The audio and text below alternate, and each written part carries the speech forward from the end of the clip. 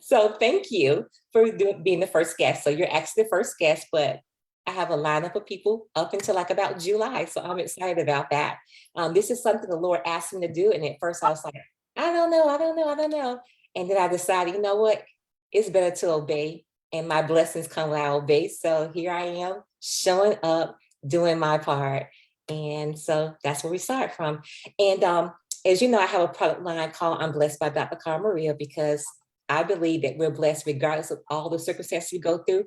I went through divorce after 30 years of marriage and I'm still blessed. Mm-hmm. I'm still blessed. So I have a couple of questions for you tonight as we get started. So, and as you answer the questions, I may have some more questions for you. So my first question, rather not a question, but my first thing I actually do is if you go ahead and just introduce yourself to our listening audience and tell us who you are. Yes, so my name is Marissa Ferris. I am Miss Northwest Florida, U.S. Continental in the pageant system. I am a mom of 3 and a U.S. Army veteran. So happy Memorial Day to all those veterans that served and honoring those who may have lost their lives protecting our freedom. And I'm a nursing student as well. Okay, I didn't know about the nursing part. Yes. So I'm actually my last semester of nursing school. I started that in August, and I'll be my last semester for my second bachelor's degree to get a bachelor's of nursing. Wow. My baby sister is a nurse as well too. She's an RN, she's a charge nurse, so in the Palm Beach County area. So hats off to nurses as well too.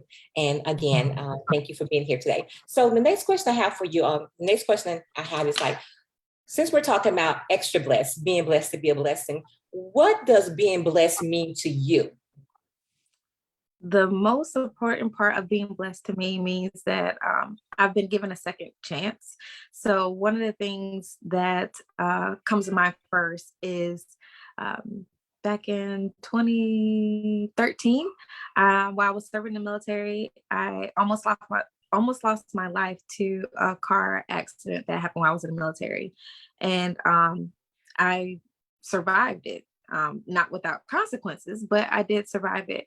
And so being blessed means having that second chance at life to be able to do all the things that I aspire to do, breaking generational curses, just being an advocate for everyone with using my traumas and my successes to help others in life. So I'm a blessing to others as long as I'm still here. Wonderful. Glad you survived that. So I love what you say about being blessed. You said it means a second chance because of the car accident, you were given a second chance. And I love it. That's beautiful. Being blessed is not just a second chance. Sometimes it's like multiple chances. Yeah. I know I've had multiple chances. I've missed the mark and have multiple chances. So truly, I believe in that. So in what ways have you been a blessing to others? Because extra blessed is not just being blessed, but it's about being blessed and being a blessing to others. So what are some of the ways that you have been a blessing to others? So one of the things that I do on the side is I advocate for people. Like I'm a certified case manager for behavioral mental health for both children and adults. But through my life experiences and everything, I've also been like a guardian ad litem or a CASA advocate. And people who can't afford it, or they want me as a case manager and they are not with the company I may be working with, I'll help them for free of charge, because they're looking for help. They're looking for a resource. They're looking for a supply and demand that I'm able to give. And so I'm helping them with family law. I'm helping them with legal concerns. I'm helping them even just learn how to find themselves again and how to restructure their homes if needed. I'm literally in their lives, assessing and helping them achieve whatever goal that we come to agreement with for their life so that they can live their best life and live it abundantly. I love that. So you say you do that for free. Mm-hmm. I love that. A lot of people like to charge for services, and I'm not saying there's not a place for charging, because there is a place for charging for services. But sometimes when someone needs that little help just to get to that point where they can help themselves, it's good that we're able to offer those free services. So I love that. And you said you're helping families to live their best life. Mhm. What does that look like for the families that you work with, living their best life? What does that look like to them?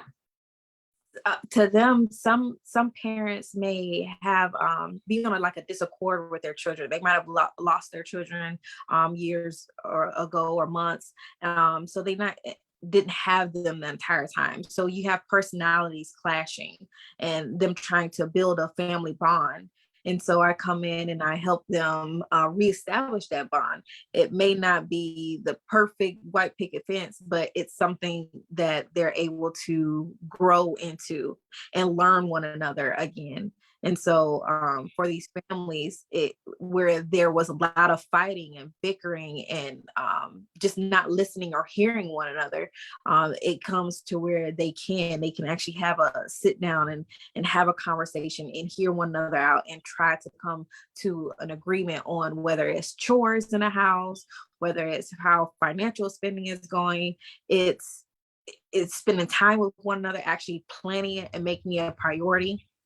So they make their family a priority to actually do things with one another that will build that family bond so that it can break it. And oftentimes it comes out that they come from a dysfunctional family.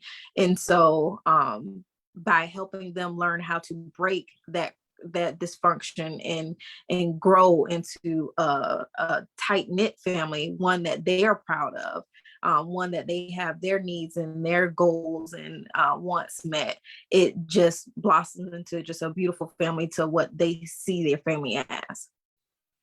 Okay, I want to ask you a question about the dysfunctional part. I do have a background in with the Department of Children and Families. I actually worked there about 17 years, mainly in the Palm Beach County area. So I've done foster care, I've done investigation, I've done administration, I've done protective supervision. So I'm aware of dealing with certain type of families. When you talk about, helping the families with dysfunction, what is dysfunction? What does that mean to you? What do you see as being dysfunction?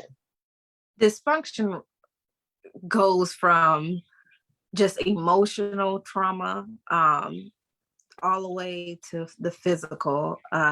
For myself, like give myself as an example and versus a client, like I come from a dysfunctional family, being molested as a child or being emotionally numb through different things that I might have endured.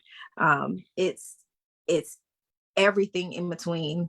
There's no cap on it. So the dysfunction is not having a relationship that you're proud of. It's burying feelings or over expressing yourself because you don't know how to appropriately express yourself.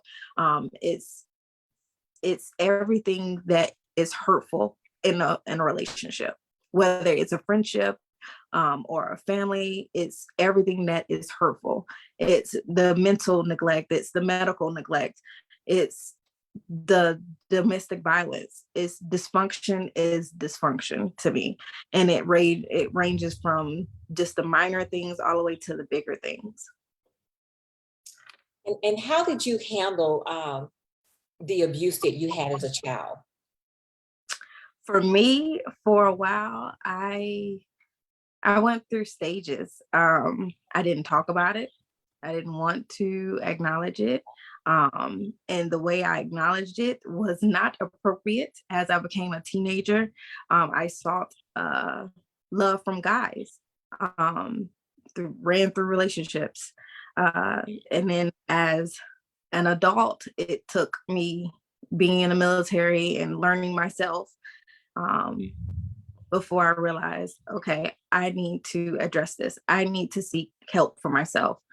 And so I did. I sought counseling, and I tell people there's no harm in receiving counseling for you to get through it. So I went through stages dealing with it.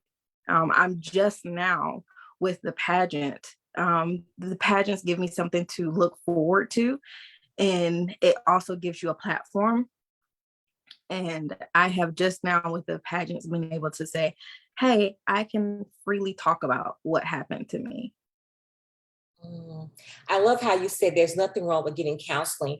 Some people have this taboo about counseling, and but I love what you said. There is nothing wrong with getting counseling. If someone needs help, they should seek that help they need. Mhm. I Yeah. love it. So I want to talk about you being in pageants. I love that. So in what ways have you been a blessing to others as far as any type of initiatives that you have as well too, before I go into the pageant question? Like what initiatives have you done to help others? So, last year, I did a campaign where I was able to raise 300 coats and Christmas presents for children in the schools around here. And a lot of people don't know that it actually gets cold in North Florida, and we don't have coats. So I was able to get coats for children, and I was also able to put Christmas gifts in those bags, and give it to 300 kids locally around where I'm at. And so that was one thing. And another thing that I've recently done is I've just started what I call the Be Beautiful campaign, and it's recognizing women across the world, and it's letting them know that it's okay to take care of yourself, that we are all going through something, and if you need that somebody, if you don't want to call the suicide hotline number, or you just need somebody to talk to, there will be a representative that I'm setting up, where there'll be a representative in various states that you can call and just talk to for that emotional or mental support. I've boldly put my number out there. People can call or text me anytime, and just, hey, if they need the emotional support or just some sound advice, um, I'm here. So it's called the Be Beautiful campaign because it means to be you in every stage that you're in, whether you're going through postpartum depression, or whether you're going through a bipolar episode, or just whatever you're going through. It's okay to seek help. And so the Be Beautiful campaign is just surrounded about self-care. Oh, I love that. So that's all about self-care. And you said that's for which states? So I am trying to get a representative in Georgia, South Carolina, North Carolina, Illinois, and New York for by the end of the year, that somebody can reach out to. But in the meantime, people can, definitely call me or text me if they need it. Okay. Okay. I love that. That's a good thing to have some self-care. So 300 coats. Mhm. Okay. Now I live in Florida. Um, and you're right, it does get cold. Not for a long period of time, but it does get cold. So you raised 300 coats for, they were elementary school children, were they? Elementary, middle, and high school. So Okay. I spaced it out between those. Okay. Wonderful. And that was for what area now? That was for Columbia County, Columbia County, Stark, in Gainesville. Oh, wonderful. I love that. So currently you are preparing for the pageant, the U.S. Continental Pageant. How has preparing and participating in pageants helped you in your professional life and your personal life? So competing in pageants, you have to interview for the job. The judges have to know exactly who they're choosing as their next queen.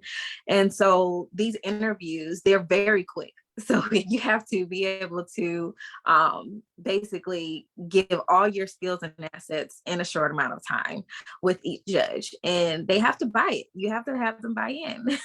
And so by doing interview, it helps me professionally because we interview for jobs all day long. We interview for the things that we want, whether it's entrepreneurship or actually working in corporate. And for me, I like to have my freedom. So I like to be able to be PRN if I'm going to work with corporate, but I'm an entrepreneur. So I do things that fits my schedule.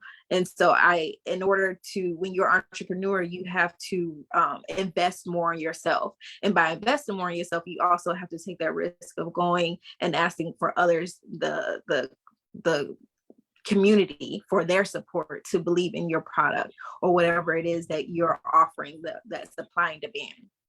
And so by doing the interview and always being coached, like I have an amazing coach, her name is Crystal Cavey. She helps me prepare for both, whether it's pageant or for life experiences. And so that's how it helps me on a professional level. Like I'm always in a coaching mindset of, okay, how do I answer these questions? How do I get this point across in a certain amount of time? How do I get these people to see that I'm compassionate about what I'm talking about and that I'm determined to meet my goal? As for just hobby wise, I love doing pageants because it's a self-esteem thing. It's a confidence booster.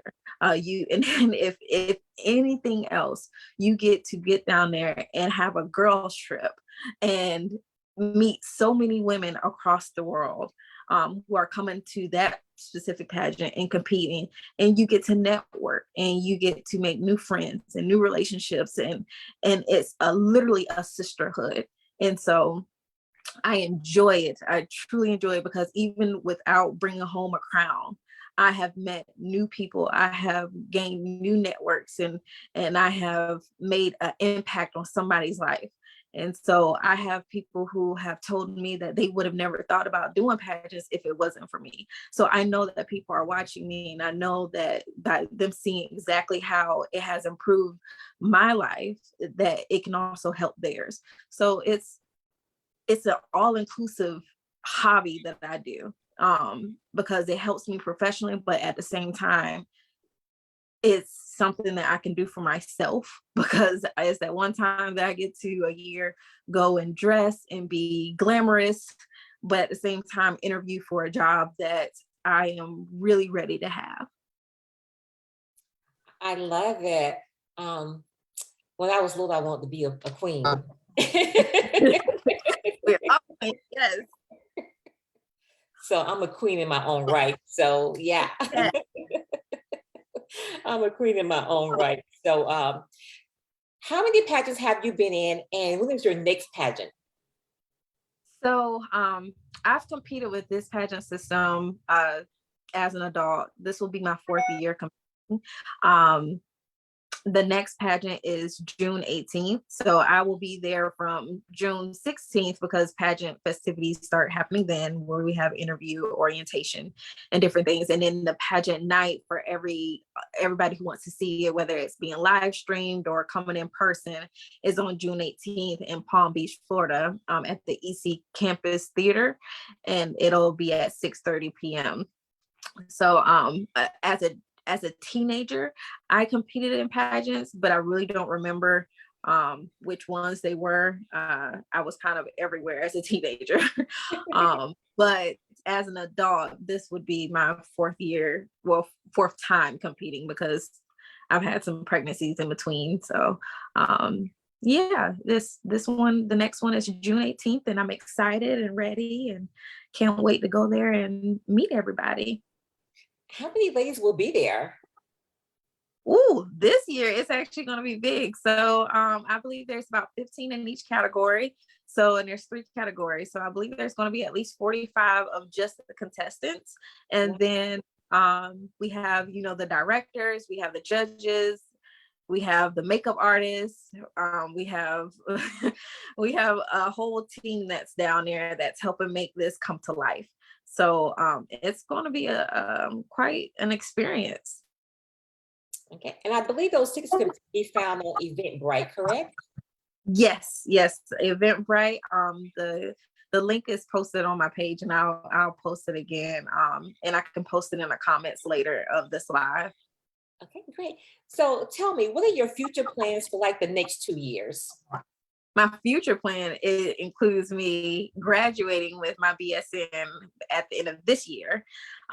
So that'll be this first half of the year. And then my next plan is going to be actually working in psych as a mental health RN, and continue to build my family business. So me and my partner have started a trucking business, and we are getting that up off the ground. So I will be in charge of managing it and making sure that we got the funds rolling in and our trucks are up to par and everything. So getting that trucking business off the ground appropriately, and me working as a site RN so that I can get that background so that I can eventually go back into school after a year and get my nurse practitioner, so my MSN, so I can get be a nurse practitioner, so that eventually I can actually open up my own practice so that I can help others, like a more broad range.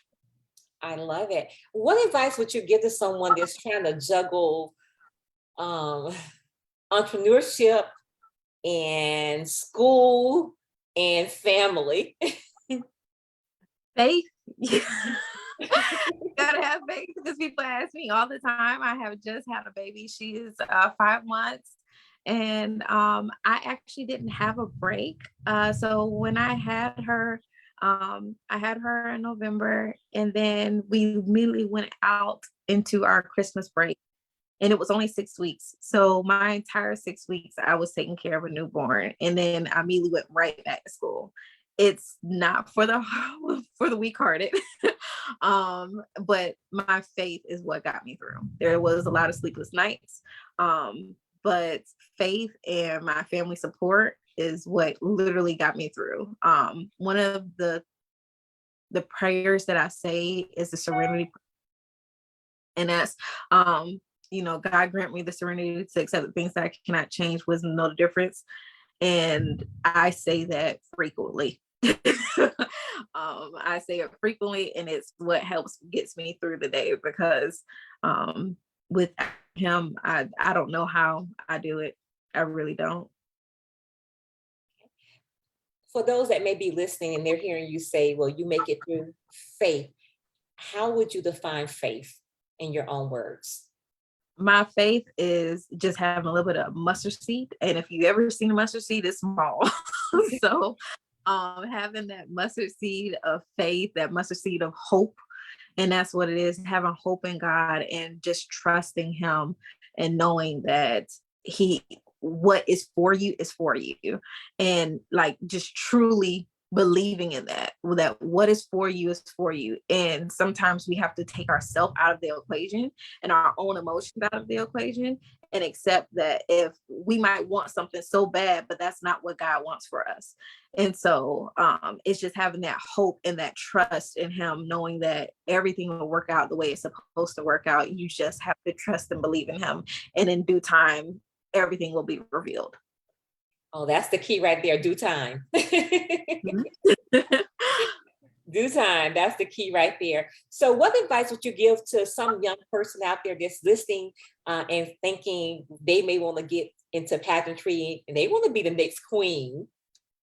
Well, everybody, like you said, is a queen in their own right. So don't get caught up in the idea of, oh, you have to win the title, because there's only one person who's going to come home with a crown. So don't go, do the pageants, because you learn so much about yourself that it's unremarkable. Like, it brings things out of you that you never thought you would be ready to deal with. Like I said, I was not ready to discuss sexual molestation, but now when people ask, I will freely tell them. I used to just stare at them. If people ask about mental health, I'll tell them, yes, I've been on medicine before. It's not a crutch. It's something that helps me get through day to day when I was afraid I was going to lose it. It's okay to take what you need for your self-care until you're ready to be back on your feet fully. And then you go out and you help others. So it's about having that courage to do something that you've never done before. And a lot of people have not done pageant before, so they don't understand it. But if you just give it a shot, you'll see that your confidence will be built up. You'll achieve something that you've never done before, so that builds your courageous level up. It's everything that you could imagine, but so much more, because you're going to come out with friends. As long as you don't go in there just automatically just wanting, oh, I have to win the crown. You're going to come out just on top because you're going to get the friends, you're going to get the experience. And honestly, it's addicting. So most oftentimes people get there and they do have such a good time that they come back and they want to compete again. And then once you get so comfortable in competing, you will go to another system and compete in another system that may benefit your morals and values more. So it's just about giving it a shot, look into a system that supports your morals and values, because all pageant systems have like a code or something that they believe in that they want their girls to do. So like USC, they support the modern woman and the woman of integrity. And so if that's you, we want you. Reach out to me and I'll definitely get you linked up with competing. It's beginner friendly. So you don't have to have any experience. And if you're just afraid still, like I will coach you through the way, like all the way through. I will help you. I will guide you. But it's an experience that I believe that every woman should at least try at least once, because they'll see that there's something great inside them. And in my opinion, pageants is what sometimes help bring that out. It could be right there on the edge and it'll never come out, but a pageant, you actually competing, will bring that out of you.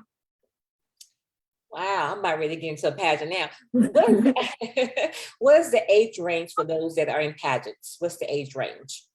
Well, pageants, honestly, worldwide happen from kids, babies, all the way till 80-year-olds, probably even higher than that. But USC is anywhere from 18 to past that. So as long as you're 18 years old, you can compete. We have a Miss division, which is me. And that's basically for unmarried or married single women. And then you have the Misses. And so that's going to be for those who are married. And then you have the elite division. And that's for anybody that's 40 years old and above. And so you can choose based on the criteria, which category you want to fit in. But as long as you're 18, you can compete. Oh, I would be in the elite division. Yes. I can see you on the stage. Yes. You can see me on the stage answering questions like, like what's a question that you have been asked during the interview process of being in the pageant? One of the top questions that I've been asked is, why should we choose you? And each year, your answer may change because your platform may change. I'm sorry, you guys might hear rain.